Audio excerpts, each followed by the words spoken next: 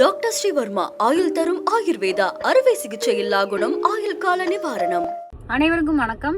நான் ஒரு பெரிய ஆதங்கத்தோட தான் இந்த பதிவை போடுறேன். ஆனா நான் என்ன சொல்ல வரேன் அப்படிங்கிறதுக்கு முன்னாடி ஒரு சின்ன விஷயம். வரப்போற சட்டமன்ற தேர்தலில் நிற்கக்கூடிய அனைத்து கட்சி வேட்பாளர்களுக்கும் என்னுடைய நல்வாழ்த்துக்கள். மே தி பெஸ்ட் கேண்டிடேட் வின். என்னுடைய ஆதங்கம் என்ன அப்படின்னா, அரசியலுக்கு வர பல பேர் சொல்லக்கூடிய ஒரு விஷயம், நான் கெரியரோடைய பீக்கை விட்டுட்டு வந்தேன், நான் ஒரு அரசு பதவியை விட்டுட்டு வந்தேன். இன்னி கூட ஒருத்தர் பேசியிருக்காரு, நான் ஒரு பெரிய அரசு பதவியில இருந்தேன், நான் அதை விட்டுட்டு வந்தேன் அப்படின்னு. இது ஏன் ஒரு சாக்ரிஃபைஸா ப்ரொஜெக்ட் பண்றீங்க? உங்களை யார் விட்டுட்டு வர சொன்னா? ஏதாவது நிர்பந்தம் இருந்தா உங்களுக்கு விட்டுட்டு வரணும் அப்படின்னு? வாழ்க்கையில நம்ம ஒரு விஷயம் பண்றோம்னா பிடிச்சுதான் பண்றோம். ஒன்னா அதுல நமக்கு ஒரு விருப்பம் இருக்கும், இல்ல அதுல இருந்து ஒரு ஆதாயம் இருக்கும். அப்படி இல்லாத பட்சத்துல யாருமே எந்த ஒரு விஷயத்தையும் பண்ண மாட்டோம். அது சின்ன சின்ன விஷயமா கூட இருக்கலாம். ஒரு ஹோட்டல்ல போய் நம்ம சாப்பிடுறோம் அப்படின்னா கூட விருப்பப்பட்டு தான் பண்ணுவோம். அன்லஸ் நம்ம கழுத்துல யாராவது கத்தி வச்சு இது நீ செஞ்சே ஆகணும் அப்படின்னு நிர்பந்திக்காத வரைக்கும் கண்டிப்பா எந்த ஒரு விஷயமோ மனிதன் அப்படிங்கிறவன் விருப்பப்பட்டு தான் பண்ணுவான். அப்ப நீங்களே உங்களை ஏன் ஒரு தியாகியா ப்ரொஜெக்ட் பண்ணிக்கிறீங்க? அது ஒண்ணு. ரெண்டாவது, நான் ஒரு பெரிய வலியில இருக்கேன், அந்த வலியெல்லாம் நான் தாங்கிட்டு தான் இந்த வேலையை பண்றேன். எதுக்கு உங்களை யார் அப்படி வந்து கஷ்டப்படுத்தினா? அப்படி நீங்க வலியெல்லாம் தாண்டி பண்ணணும்னு அவசியமே கிடையாது. அப்படி என்ன வலி உங்களுக்கு? அது என்ன மன வலியா, உடல் வலியா, என்ன வலி? ஏன் நம்ம ஒரு விக்டிமா காமிச்சிட்டே இருக்கணும்? எல்லாரும் என்ன வந்து கட்டம் கட்டுறாங்க, எல்லாரும் என்ன வந்து முதுகுல குத்த ட்ரை பண்றாங்க. ஆக்சுவலி எல்லாருக்கும் வேற வேலையே இல்லையா? அப்படி பார்த்தா இந்த உலகத்துல, ஏன் உலகத்தெல்லாம் விடுங்க, இந்த நாட்டுல எவ்வளோ சிங்கிள் மதர்ஸ், சிங்கிள் பேரண்ட்ஸ், அனாதை குழந்தைகள், மாற்றுத்திறனாளிகள், எவ்வளவு பேரு என்னென்ன பெயின்லாம் தாண்டி அவங்க வந்து இன்ஸ்பைரிங் லைஃப வந்து வாழ்ந்துட்டு இருக்காங்க. இதுல நமக்கு பொருளாதார சிக்கல் இல்ல, அடுத்த வேளை சோத்துக்கு பிரச்சனை இல்ல, நம்மளை நம்பி இத்தனை பேர் இருக்காங்க, நம்ம வந்து ஒரு விஷயத்துக்கு பண்றோம் அப்படின்னு வரும்போது இத்தனை பேர் நம்மளை சப்போர்ட் பண்றாங்க. இதெல்லாம் நம்ம பாசிட்டிவா தான் எடுத்துக்கணும். நீங்க ஒரு விஷயத்த பண்ணணும்னு நினைக்கும் போது உங்களால பண்ண முடியுது.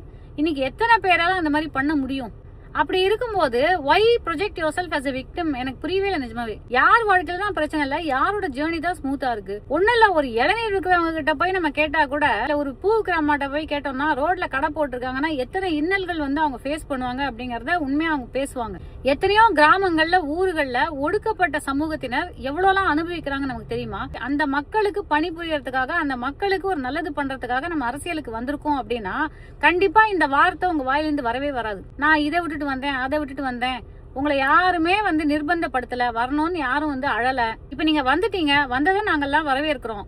வந்ததுக்கு அப்புறம் மக்களுக்கு என்ன பண்ணணும் அப்படிங்கறத மட்டுமே பார்த்தா பெட்டரா இருக்கும் அப்படின்னு தோணுது. ஏன்னா திரும்பி இந்த நான் என்னமோ இதை விட்டுட்டு வந்துட்டேன், நான் தியாகம் பண்ணிட்டேன், நான் சாக்ரிஃபைஸ் பண்ணிட்டேன் அப்படின்னு சொல்றது it is highly boring to watch. அந்த காலத்துல ஆங்கிலேயரை எதிர்த்த சுதந்திர போராட்ட வீரர்கள்லாம் இந்த மாதிரி யோசிச்சிருந்தாங்கன்னா இன்னைக்கு நம்ம இப்படி உட்காந்து பேசிட்டு இருக்க முடியுமா?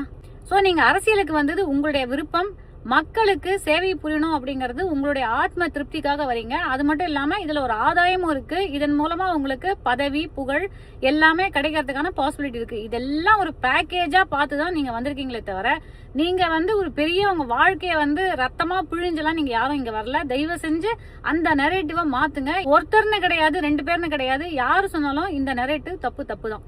உனக்கும் கீழே உள்ளவன் கோடி, நினைத்து பார்த்து நிம்மதி நாடு அப்படிங்கறது நிம்மதிக்கு மட்டும் கிடையாது. உனக்கும் கீழே ஒவ்வொரு ஆப்பர்ச்சுனிட்டி உனக்கு வாய்க்கும் போது அந்த ஆப்பர்ச்சுனிட்டி கூட இல்லாத எத்தனையோ மக்கள் இந்த உலகத்துல இருக்காங்க, இந்த நாட்டுல இருக்காங்க அப்படிங்கறத பார்த்தோம்னா நம்மளோட சிச்சுவேஷனை பார்த்து நம்ம இவ்வளவு பரிதாபப்பட மாட்டோம், பாவப்பட மாட்டோம். நமக்கே நம்ம வந்து விக்டிமா ஃபீல் பண்ணி நம்ம வந்து எல்லா நேரமும் இந்த மாதிரி தாழ்த்தி பேசிட்டே இருக்க மாட்டோம். So you are not a victim. Please don't victimise your self. எந்த வலி, எந்த பெயின் ஏதாவது இருந்தானா பிசியோதெரபிஸ்ட போங்க, கண்டிப்பா சரி பண்ணி கொடுப்பாங்க.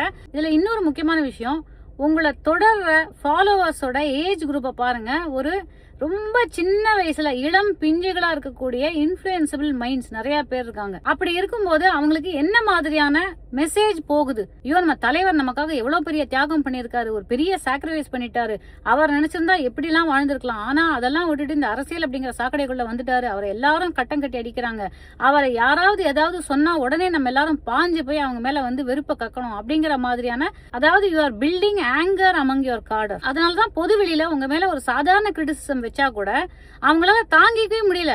They are retaliating to the point of destroying their own careers and their own peace of mind. So இந்த மாதிரி இந்த ஃபாலோவர்ஸ தலைவனுக்கு எப்பவுமே ஒரு பிரச்சனை இருந்துட்டே இருக்கு அப்படின்னு உசுப்பேத்தி விடும்போது அவங்க அவங்களுடைய கெரியரை சம்டைம்ஸ் டிஸ்ட்ராய் பண்ணிக்கிற அளவுக்கு சில வேலைகளை பண்ணிடுவாங்க. அது ஒரு கல்டிஷ் பிஹேவியரா மாறறதுக்கான எல்லா வாய்ப்புகளும் இருக்கு. இங்க யாருமே விமர்சனத்துக்கு அப்பாற்பட்டு கிடையாது. அரசியல்ங்கிறது ஒரு எந்த அளவுக்கு ஒரு புனிதமோ அந்த அளவுக்கு சாக்கடை தான். யாருமே அதை இல்லைன்னு சொல்லல.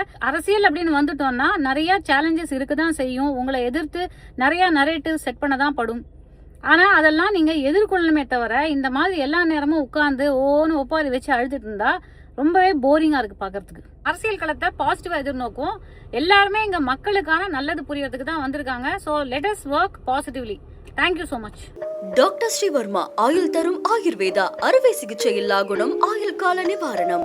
Branch express courier private limited. Domestic international cargo. உங்கள் இல்லம் தேடி வந்து கொரியர் புக்கிங் டெலிவரி செய்து தரப்படும். என்றும் உங்களுடன் மை இந்தியா. முக்கிய செய்திகளை உடனுக்குடன் தெரிந்து கொள்ள சப்ஸ்கிரைப் பண்ணுங்க, பெல் பட்டனை பிரஸ் பண்ணுங்க.